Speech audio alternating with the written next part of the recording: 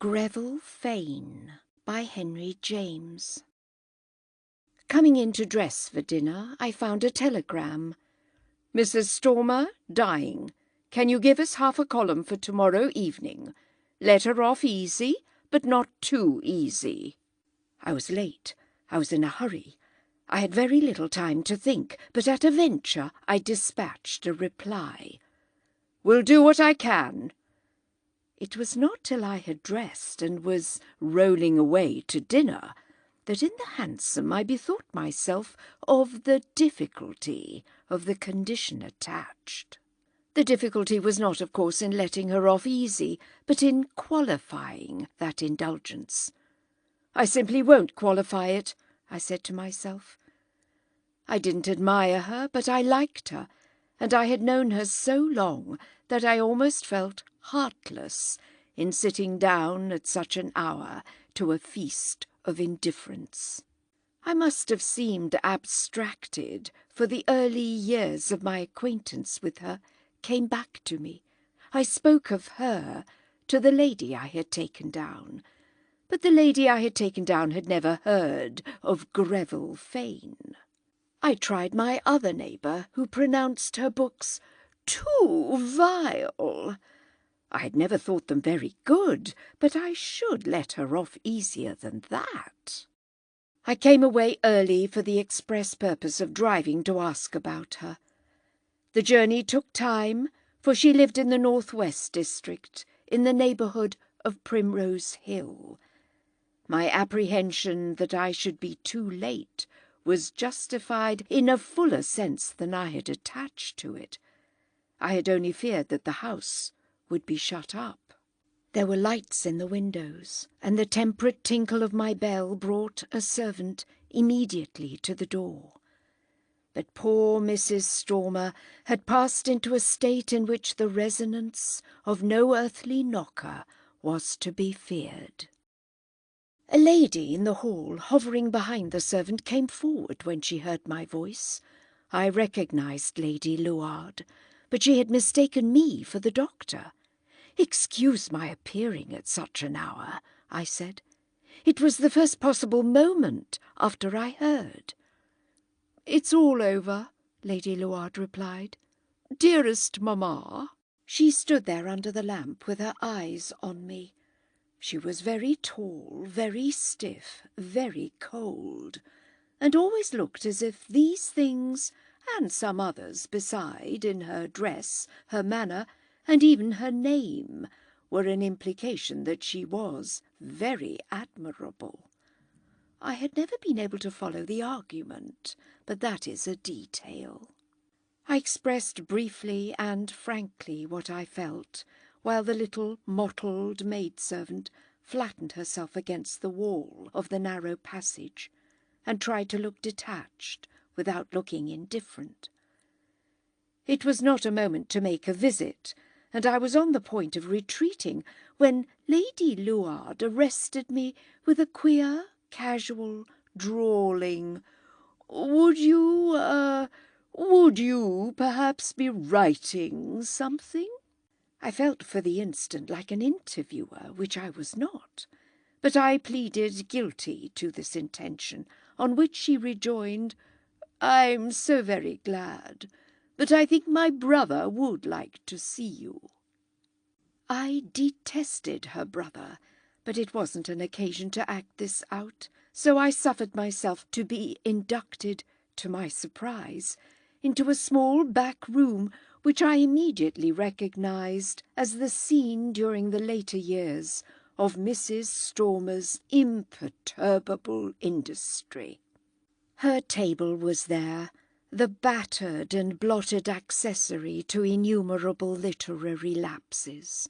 With its contracted space for the arms, she wrote only from the elbow down, and the confusion of scrappy scribbled sheets which had already become literary remains. Leo Lynn was also there, smoking a cigarette before the fire, and looking impudent even in his grief, sincere as it well might have been. To meet him, to greet him, I had to make a sharp effort. for the air that he wore to me as he stood before me was quite that of his mother's murderer. She lay silent for ever upstairs, as dead as an unsuccessful book, and his swaggering erectness was a kind of symbol of his having killed her. I wondered if he had already, with his sister, been calculating what they could get for the poor papers on the table, but I had not long to wait to learn, for in reply to the scanty words of sympathy I addressed him, he puffed out, "Oh, it's miserable, miserable, yes, but she has left 3 books complete." His words had the oddest effect. They converted the cramped little room into a seat of trade, and made the book wonderfully feasible. He would certainly get all that could be got for the 3. Lady Luard explained to me that her husband had been with them, but had had to go down to the house. To her brother she explained that I was going to write something, and to me again she made it clear that she hoped I would do mamma justice. She added that she didn't think this had ever been done. She said to her brother, "Don't you think there are some things he ought thoroughly to understand?" And on his instantly exclaiming, "Oh, thoroughly, thoroughly," she went on rather austerely, "I mean about mamma's birth." "Yes, and her connections," Leolin added. I professed every willingness, and for 5 minutes I listened, but it would be too much to say that I understood. I don't even now, but it is not important. My vision was of other matters than those they put before me, and while they desired there should be no mistake about their ancestors, I became more and more lucid about themselves. I got away as soon as possible and walked home through the great, dusky, empty London, the best of all conditions for thought. By the time I reached my door, my little article was practically composed, ready to be transferred on the morrow from the polished plate of fancy. I believe it attracted some notice, was thought graceful, and was said to be by someone else. I had to be pointed without being lively, and it took some tact. But what I said was much less interesting than what I thought, especially during the half-hour I spent in my armchair by the fire, smoking the cigar I always light before going to bed. I went to sleep there, I believe, but I continued to moralize about Greville Fane. I am reluctant to lose that retrospect altogether, and this is a dim little memory of it, a document not to serve. The dear woman had written 100 stories, but none so curious as her own. When first I knew her, she had published 6 fictions, and I believe I had also perpetrated a novel. She was more than 12 years older than I, but she was a person who always acknowledged her relativity.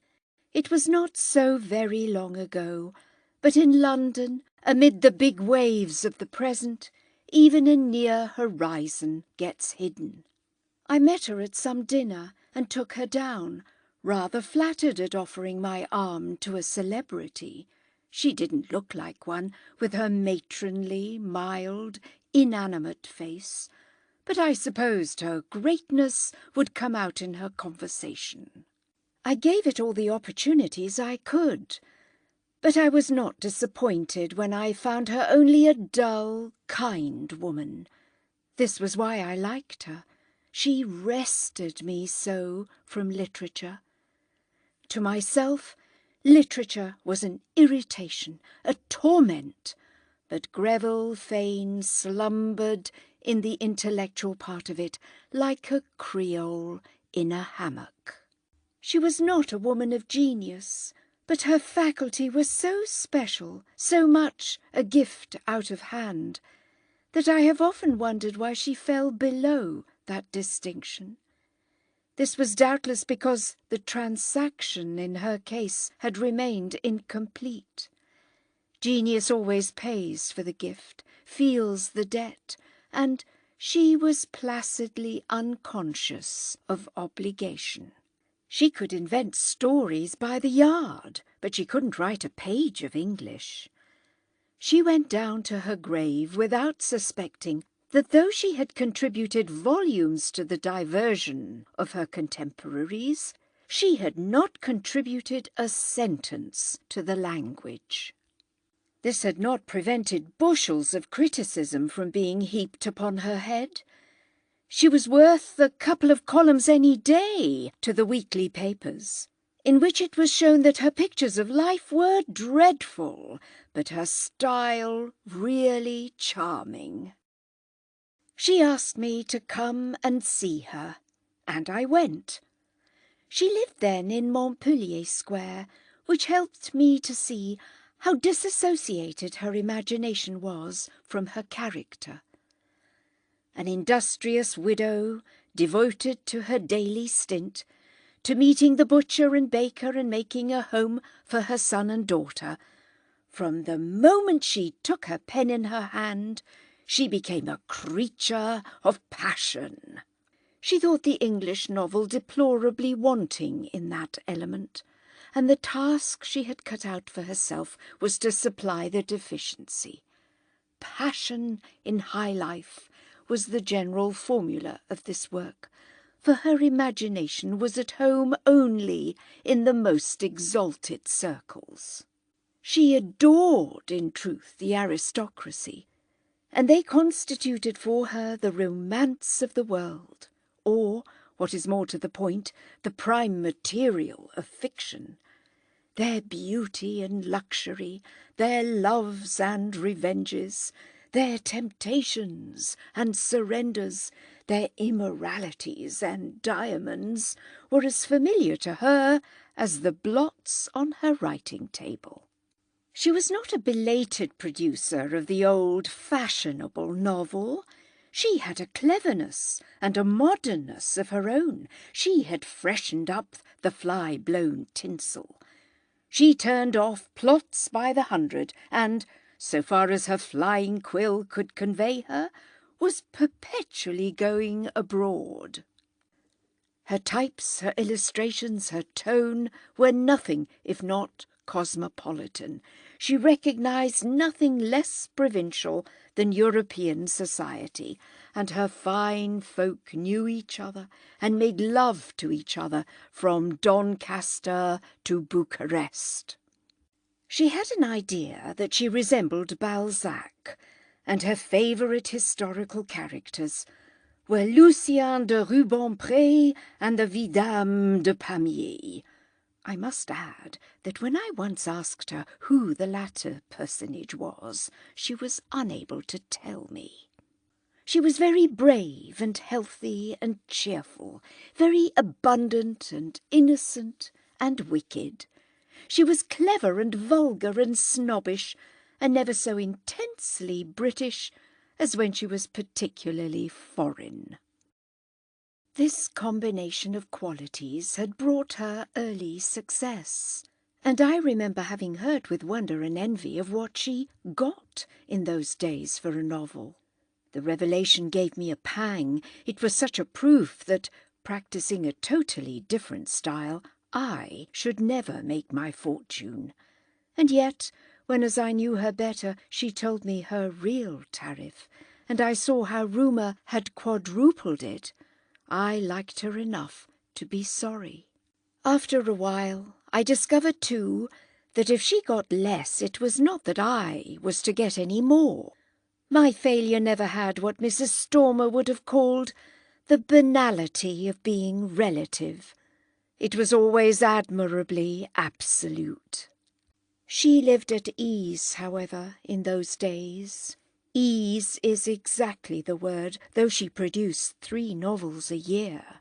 She scorned me when I spoke of difficulty. It was the only thing that made her angry. If I hinted that a work of art required a tremendous licking into shape, she thought it a pretension and a pose. She never recognised the torment of form. The furthest she went was to introduce into one of her books, in satire her hand was heavy, a young poet who was always talking about it. I couldn't quite understand her irritation on this score, for she had nothing at stake in the matter. She had a shrewd perception that form, in prose at least, never recommended anyone to the public we were condemned to address, and therefore she lost nothing, putting her private humiliation aside, by not having any. She made no pretence of producing works of art, but had comfortable tea-drinking hours in which she freely confessed herself a common pastry cook, dealing in such tarts and puddings as would bring customers to the shop. She put in plenty of sugar and of cochineal, or whatever it is that gives these articles a rich and attractive colour. She had a serene superiority to observation and opportunity which constituted an inexpugnable strength and would enable her to go on indefinitely. It is only real success that wanes, it is only solid things that melt. Greville Fane's ignorance of life was a resource still more unfailing than the most approved receipt. On her saying once that the day would come when she should have written herself out, I answered, "Ah, you look into fairyland, and the fairies love you and they never change. Fairyland is always there, it always was from the beginning of time, and it always will be to the end. They've given you the key, and you can always open the door. With me it's different. I try in my clumsy way to be in some direct relation to life." "Oh, bother your direct relation to life," she used to reply, for she was always annoyed by the phrase, which would not in the least prevent her from using it when she wished to try for style. With no more prejudices than an old sausage mill, she would give forth again with patient punctuality any poor verbal scrap that had been dropped into her. I cheered her with saying that the dark day at the end would be for the like of me, inasmuch as going in our small way by experience and observation, we depended not on a revelation, but on a little tiresome process. Observation depended on opportunity, and where should we be when opportunity failed? One day she told me that as the novelist's life was so delightful, and during the good years at least such a comfortable support, she had these staggering optimisms. She meant to train up her boy to follow it. She took the ingenious view that it was a profession like another, and that therefore everything was to be gained by beginning young and serving an apprenticeship. Moreover, the education would be less expensive than any other special course, inasmuch as she could administer it herself.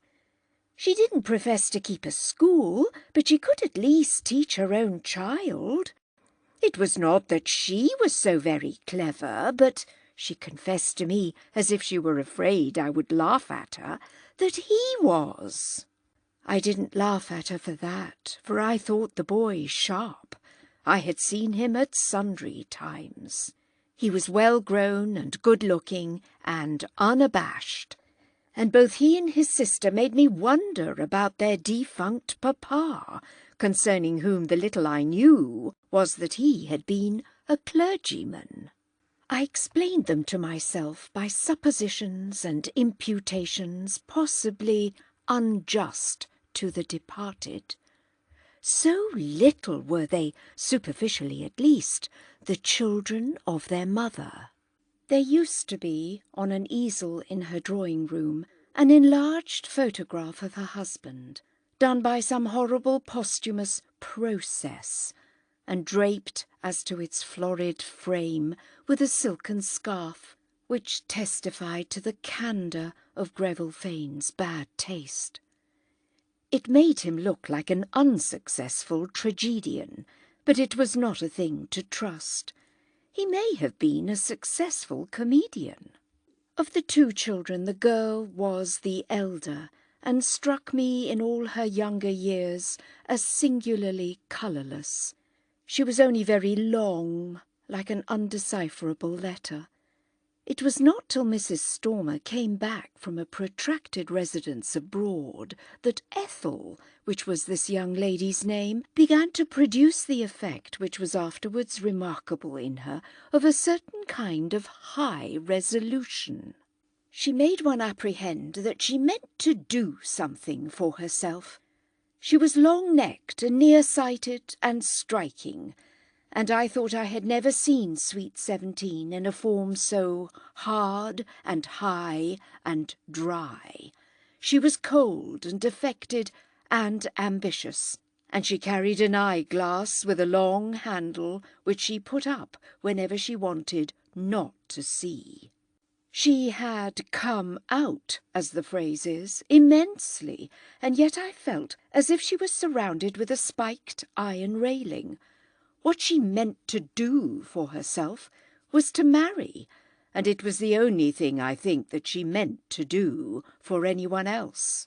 Yet who would be inspired to clamber over that bristling barrier? What flower of tenderness or of intimacy would such an adventurer conceive as his reward? This was for Sir Baldwin Luard to say, but he naturally never confided to me the secret. He was a joyless, jokeless young man, with the air of having other secrets as well, and a determination to get on politically that was indicated by his never having been known to commit himself, as regards any proposition whatever, beyond an exclamatory "Oh!" His wife and he must have conversed mainly in prim ejaculations, but they understood sufficiently that they were kindred spirits. I remember being angry with Greville Fane when she announced these nuptials to me as magnificent. I remember asking her what splendour there was in the union of the daughter of a woman of genius with an irredeemable mediocrity. "Oh, he's awfully clever," she said, but she blushed for the maternal fib. What she meant was that though Sir Baldwin's estates were not vast, he had a dreary house in South Kensington, and a still drearier hall somewhere in Essex, which was let. The connection was a smarter one than a child of hers could have aspired to form. In spite of the social bravery of her novels, she took a very humble and dingy view of herself, so that of all her productions, My Daughter, Lady Luard, was quite the one she was proudest of. That personage thought her mother very vulgar, and was distressed and perplexed by the occasional licence of her pen, but had a complicated attitude in regard to this indirect connection with literature. So far as it was lucrative, her ladyship approved of it, and could compound with the inferiority of the pursuit by doing practical justice to some of its advantages. I had reason to know, my reason was simply that poor Mrs. Stormer told me, that she suffered the inky fingers to press an occasional banknote into her palm. On the other hand, she deplored the peculiar style to which Greville Fane had devoted herself, and wondered where an author who had the convenience of so ladylike a daughter could have picked up such views about the best society. "She might know better with Leoline and me," Lady Luard had been known to remark. But it appeared that some of Greville Fane's superstitions were incurable. She didn't live in Lady Luard's society, and the best was not good enough for her. She must make it still better.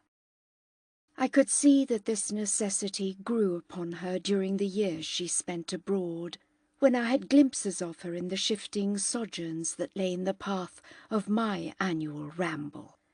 She betook herself from Germany to Switzerland and from Switzerland to Italy. She favoured cheap places and set up her desk in the smaller capitals. I took a look at her whenever I could, and I always asked how Leo Lynn was getting on. She gave me beautiful accounts of him, and whenever it was possible the boy was produced for my edification. I had entered from the first into the joke of his career. I pretended to regard him as a consecrated child. It had been a joke for Mrs. Stormer at first, but the boy himself had been shrewd enough to make the matter serious. If his mother accepted the principle that the intending novelist cannot begin too early to see life, Leo Lynn was not interested in hanging back from the application of it. He was eager to qualify himself, and took to cigarettes at 10 on the highest literary grounds. His poor mother gazed at him with extravagant envy, and like Desdemona wished heaven had made her such a man. She explained to me more than once that in her profession she had found her sex a dreadful drawback. She loved the story of Madame George Sand's early rebellion against this hindrance, and believed that if she had worn trousers she could have written as well as that lady. Leo Lynn had for the career at least the qualification of trousers, and as he grew older he recognised its importance by laying in an immense assortment. He grew up in gorgeous apparel, which was his way of interpreting his mother's system. Whenever I met her, I found her still under the impression that she was carrying this system out, and that Leo Lynn's training was bearing fruit. She was giving him experience, she was giving him impressions, she was putting a gagne-pain into his hand. It was another name for spoiling him with the best conscience in the world. The queerest pictures come back to me of this period of the good lady's life, and of the extraordinarily virtuous, muddled, bewildering tenor of it. She had an idea that she was seeing foreign manners as well as her petticoats would allow, but in reality she was not seeing anything, least of all, fortunately, how much she was laughed at. She drove her whimsical pen at Dresden and at Florence, and produced in all places and at all times the same romantic and ridiculous fictions. She carried about her box of properties and fished out promptly the familiar tarnished old puppets. She believed in them when others couldn't, and as they were like nothing that was to be seen under the sun, it was impossible to prove by comparison that they were wrong. You can't compare birds and fishes. You could only feel that as Greville Fane's characters had the fine plumage of the former species, human beings must be of the latter. It would have been droll if it had not been so exemplary to see her tracing the loves of the duchesses beside the innocent cribs of her children. The immoral and the maternal lived together in her diligent days on the most comfortable terms, and she stopped curling the moustaches of her guardsmen to pat the heads of her babes. She was haunted by solemn spinsters who came to tea from continental pensions, and by unsophisticated Americans who told her she was just loved in their country. "I had rather be just paid there," she usually replied, for this tribute of transatlantic opinion was the only thing that galled her. The Americans went away thinking her coarse, though as the author of so many beautiful love stories, she was disappointing to most of these pilgrims, who had not expected to find a shy, stout, ruddy lady in a cap like a crumpled pyramid. She wrote about the affections and the impossibility of controlling them, but she talked of the price of pension and the convenience of an English chemist.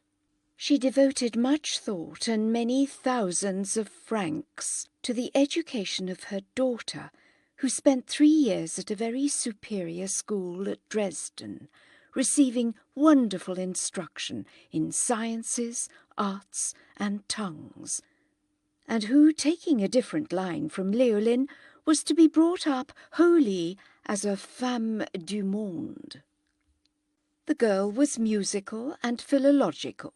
She made a specialty of languages, and learned enough about them to be inspired with a great contempt for her mother's artless accents. Greville Fane's French and Italian were droll. The imitative faculty had been denied her, and she had an unequalled gift, especially pen in hand, of squeezing big mistakes into small opportunities. She knew it, but she didn't care. Correctness was the virtue in the world that, like her heroes and heroines, she valued least. Ethel, who had perceived in her pages some remarkable lapses, undertook at one time to revise her proofs. But I remember her telling me a year after the girl had left school that this function had been very briefly exercised. "She can't read me," said Mrs. Stormer. "I offend her taste. She tells me that at Dresden, at school, I was never allowed." The good lady seemed surprised at this, having the best conscience in the world about her lucubrations. She had never meant to fly in the face of anything, and considered that she grovelled before the Rhadamanthus of the English Literary Tribunal, the celebrated and awful young person. I assured her, as a joke, that she was frightfully indecent. She hadn't, in fact, that reality any more than any other, my purpose being solely to prevent her from guessing that her daughter had dropped her not because she was immoral, but because she was vulgar. I used to figure her children closeted together and asking each other, while they exchanged a gaze of dismay, "Why should she be so, and so fearfully so, when she has the advantage of our society? Shouldn't we have taught her better?" Then I imagined their recognizing with a blush and a shrug that she was unteachable, irreformable. Indeed she was, poor lady, but it is never fair to read by the light of taste things that were not written by it. Greville Fane had, in the topsy-turvy, a serene good faith that ought to have been safe from allusion, like a stutter or a faux pas. She didn't make her son ashamed of the profession to which he was destined, however. She only made him ashamed of the way she herself exercised it. But he bore his humiliation much better than his sister, for he was ready to take for granted that he should one day restore the balance.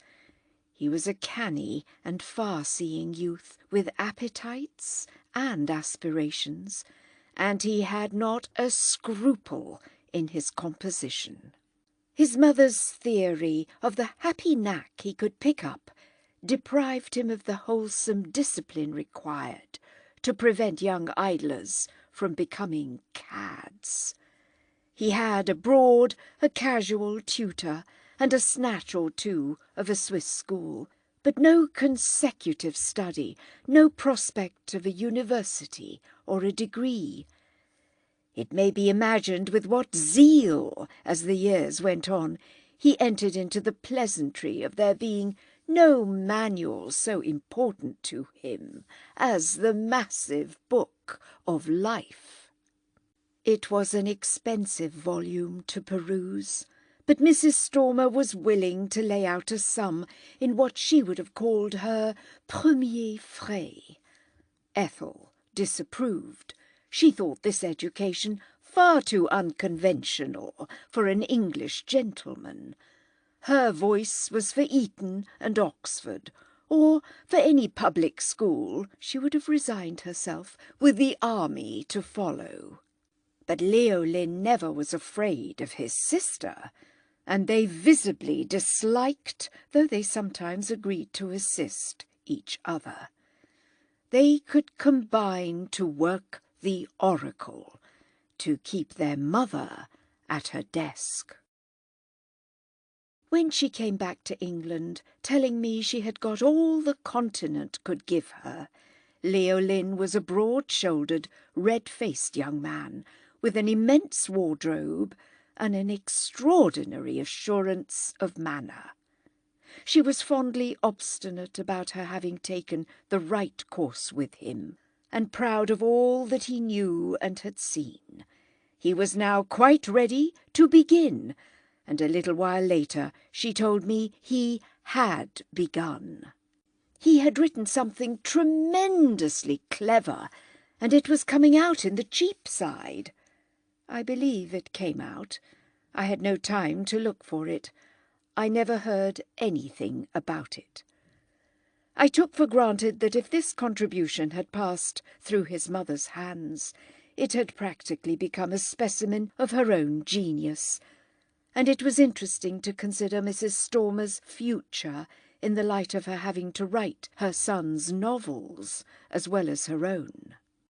This was not the way she looked at it herself. She took the charming ground that he would help her to write hers. She used to tell me that he supplied passages of the greatest value to her own work, all sorts of technical things about hunting and yachting and wine that she couldn't be expected to get very straight. It was all so much practice for him, and so much alleviation for her.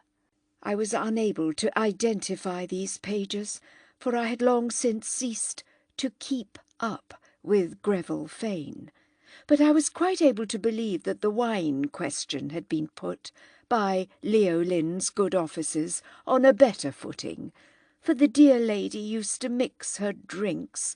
She was perpetually serving the most splendid suppers, in the queerest fashion. I could see that he was willing enough to accept a commission to look after that department. It occurred to me, indeed, when Mrs. Stormer settled in England again, that by making a shrewd use of both her children she might be able to rejuvenate her style.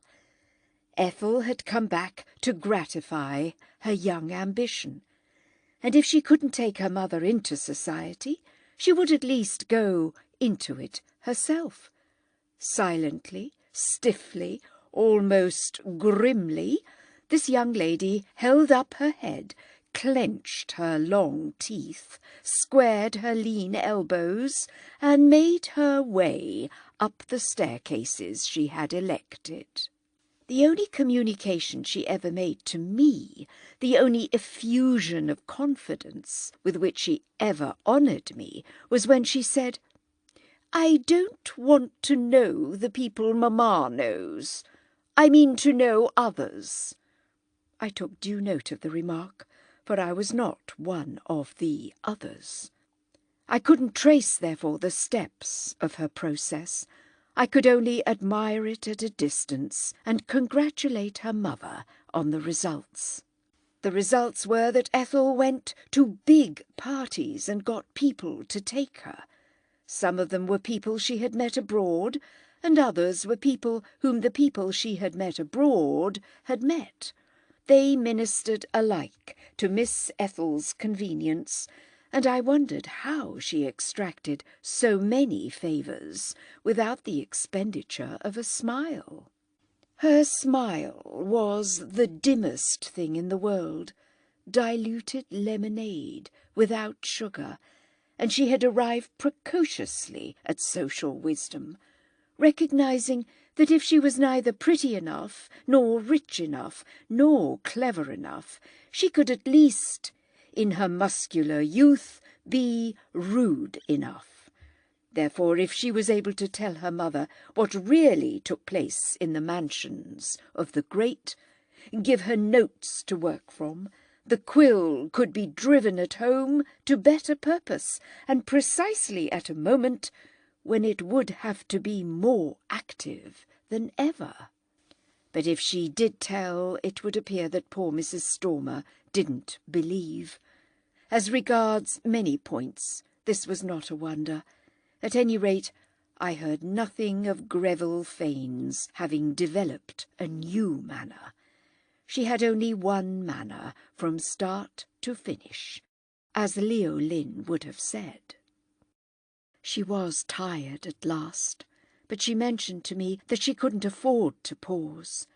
She continued to speak of Leo Lynn's work as the great hope of their future. She had saved no money, though the young man wore, to my sense, an aspect more and more professional, if you like, but less and less literary. At the end of a couple of years, there was something monstrous in the impudence with which he played his part in the comedy. When I wondered how she could play her part, I had to perceive that her good faith was complete, and that what kept it so was simply her extravagant fondness. She loved the young impostor with a simple, blind, benighted love.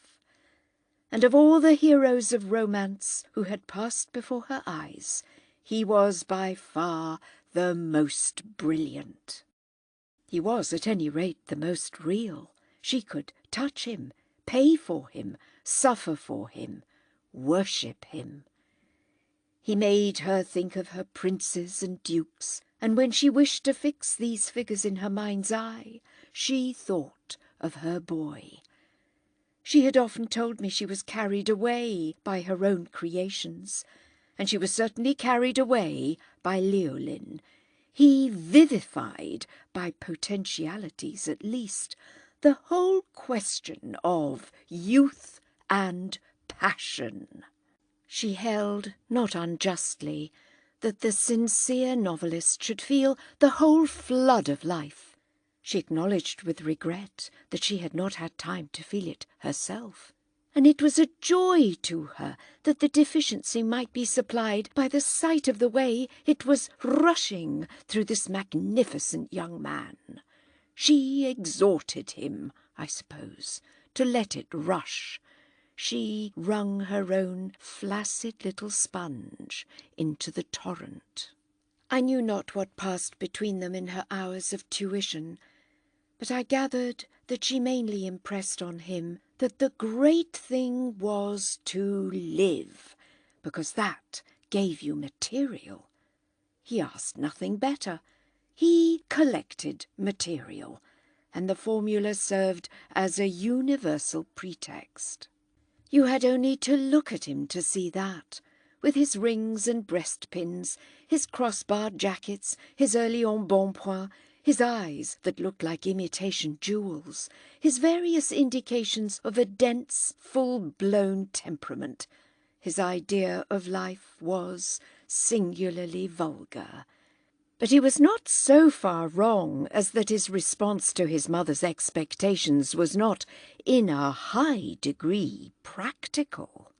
If she had imposed a profession on him from his tenderest years, it was exactly a profession that he followed. The two were not quite the same, inasmuch as his was simply to live at her expense. But at least she couldn't say that he hadn't taken a line. If she insisted on believing in him, he offered himself to the sacrifice. My impression is that her secret dream was that he should have a liaison with the Countess, and he persuaded her without difficulty that he had one. I don't know what countesses are capable of, but I have a clear notion of what Leolin was. He didn't persuade his sister, who despised him.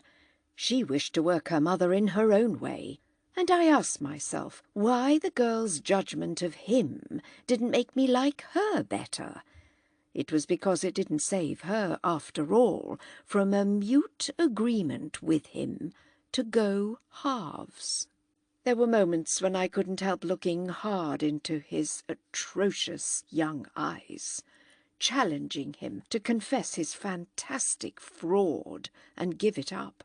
Not a little tacit conversation passed between us in this way, but he had always the best of it. If I said, "Oh, come now, with me you needn't keep it up. Plead guilty, and I'll let you off," he wore the most ingenuous, the most candid expression, in the depths of which I could read, "Oh, yes, I know it exasperates you. That's just why I do it." He took the line of earnest inquiry, talked about Balzac and Flaubert, asked me if I thought Dickens did exaggerate and Thackeray ought to be called a pessimist. Once he came to see me, at his mother's suggestion, he declared, on purpose to ask me how far, in my opinion, in the English novel, one really might venture to go. He was not resigned to the usual pruderies. He suffered under them already. He struck out the brilliant idea that nobody knew how far we might go, for nobody had ever tried. Did I think he might safely try? Would it injure his mother if he did? He would rather disgrace himself by his timidities than injure his mother, but certainly someone ought to try. Wouldn't I try? Couldn't I be prevailed upon to look at it as a duty? Surely the ultimate point ought to be fixed. He was worried, haunted by the question. He patronized me unblushingly, made me feel like a foolish amateur, a helpless novice, inquired into my habits of work, and conveyed to me that I was utterly vieux jeu, and had not had the advantage of an early training. I had not been brought up from the germ. I knew nothing of life, didn't go at it on his system. He had dipped into French feuilleton and picked up plenty of phrases, and he made a much better show in talk than his poor mother, who never had time to read anything and could only be vivid with her pen. If I didn't kick him downstairs, it was because he would have alighted on her at the bottom. When she went to live at Primrose Hill, I called upon her and found her weary and wasted. It had waned a good deal, the elation caused the year before by Ethel's marriage. The foam on the cup had subsided, and there was a bitterness in the draught. She had had to take a cheaper house, and she had to work still harder to pay even for that. Sir Baldwin was obliged to be close.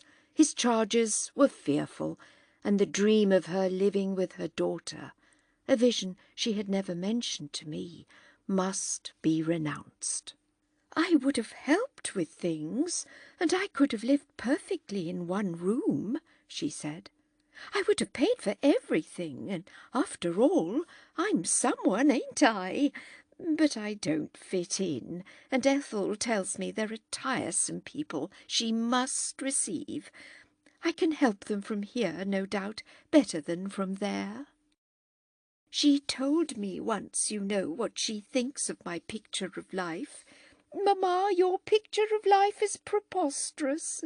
No doubt it is. But she's vexed with me for letting my prices go down, and I had to write 3 novels to pay for all her marriage cost me.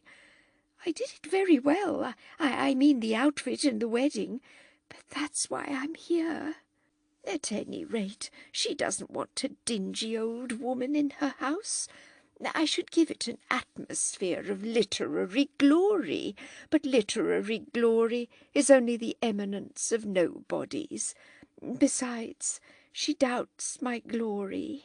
She knows I'm glorious only at Peckham and Hackney. She doesn't want her friends to ask if I've never known nice people. She can't tell them I've never been in society. She tried to teach me better once, but I couldn't learn. It would seemed, too, as if Peckham and Hackney had had enough of me, for, don't tell anyone, I've had to take less for my last than I ever took for anything. I asked her how little this had been, not from curiosity, but in order to upbraid her more disinterestedly than Lady Luard had done for such concessions. She answered, "I'm ashamed to tell you," and then she began to cry. I had never seen her break down, and I was proportionately moved. She sobbed like a frightened child over the extinction of her vogue and the exhaustion of her vein. Her little workroom seemed indeed a barren place to grow flowers, and I wondered in the after years, for she continued to produce and publish, by what desperate and heroic process she dragged them out of the soil. I remember asking her on that occasion what had become of Leolin, and how much longer she intended to allow him to amuse himself at her cost. She rejoined with spirit, wiping her eyes, that he was down at Brighton, hard at work. He was in the midst of a novel, and that he felt life so in all its misery and mystery, that it was cruel to speak of such experiences as a pleasure. "He goes beneath the surface," she said, "and he forces himself to look at things from which he would rather turn away. Do you call that amusing yourself? You should see his face sometimes. And he does it for me as much as for himself. He tells me everything. He comes home to me with his trouvailles. We are artists together, and to the artist all things are pure. I've often heard you say so yourself." The novel that Leolin was engaged in at Brighton was never published. But a friend of mine and of Mrs. Stormer's, who was staying there, happened to mention to me later that he had seen the young apprentice to fiction driving in a dog-cart a young lady with a very pink face. When I suggested that she was perhaps a woman of title with whom he was conscientiously flirting, my informant replied, "She is indeed, but do you know what her title is?" He pronounced it. It was familiar and descriptive, but I won't reproduce it here. I don't know whether Leolin mentioned it to his mother. She would have needed all the purity of the artist to forgive him. I hated so to come across him that in the very last years I went rarely to see her, though I knew that she had come pretty well to the end of her rope. I didn't want her to tell me that she had fairly to give her books away. I didn't want to see her cry. She kept it up amazingly, and every few months at my club I saw 3 new volumes, in green, in crimson, in blue, on the book table that groaned with light literature. Once I met her at the Academy soirée, where you meet people you thought were dead, and she vouchsafed the information, as if she owed it to me in candour, that Leolin had been obliged to recognise insuperable difficulties in the question of form. He was so fastidious, so that she had now arrived at a definite understanding with him. It was such a comfort that she would do the form if he would bring home the substance. That was now his position. He foraged for her in the great world at a salary. "He's my devil, don't you see? As if I were a great lawyer. He gets up the case and I argue it." She mentioned further that in addition to his salary he was paid by the piece. He got so much for a striking character, so much for a pretty name, so much for a plot, so much for an incident, and had so much promised him if he would invent a new crime. "He has invented one," I said, and he's paid every day of his life. "What is it?" she asked, looking hard at the picture of the year, baby's tub, near which we happened to be standing. I hesitated a moment. "I myself will write a little story about it, and then you'll see." But she never saw. She had never seen anything, and she passed away with her fine blindness unimpaired. Her son published every scrap of scribbled paper that could be extracted from her table drawers, and his sister quarrelled with him mortally about the proceeds, which showed that she only wanted a pretext, for they cannot have been great. I don't know what Leo Lynn lives upon, unless it be on a queer lady many years older than himself, whom he lately married. The last time I met him, he said to me, with his infuriating smile, "Don't you think we can go a little further still? Just a little." He really goes too far. If you liked the video, put a like, subscribe to the channel and click on the bell to not miss our new videos.